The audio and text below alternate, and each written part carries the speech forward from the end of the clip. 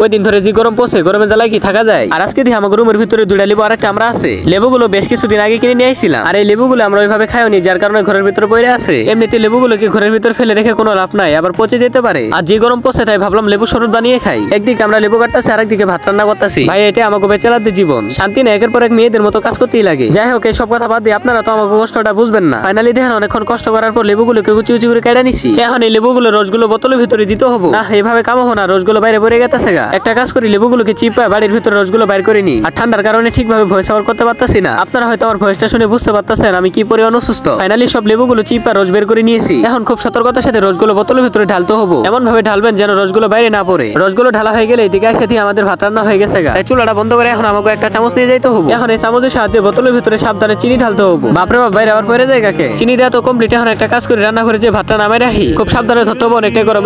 এই তো নামে ফেলছি। এখন এই ডাউলটা সুন্দর করে চুলার উপর বসাই দিই। এই তো কাজ কমপ্লিট। এখন তাড়াতাড়ি যে লেবু শরবতটা খাই। খাওয়ার আগে অবশ্যই আমাদের বোতলটাকে সুন্দর করে জায়গা নিতে হবে। এমন ভাবে মিক্স করতে হবে যাতে চিনিগুলো পানির সাথে মিক্স হয়ে যায়। অনেকক্ষণ জায়গা জায়গা করে সার করতে পারবো না, এখন আগে খাই দিই। বিসমিল্লাহ। না খাইতে কিন্তু একরকম ভালোই টেস্ট। এই গরমের ভিতরে এমনি বসে না থেকে আপনারা চাইলে লেবু শরবত খাইতে পারেন।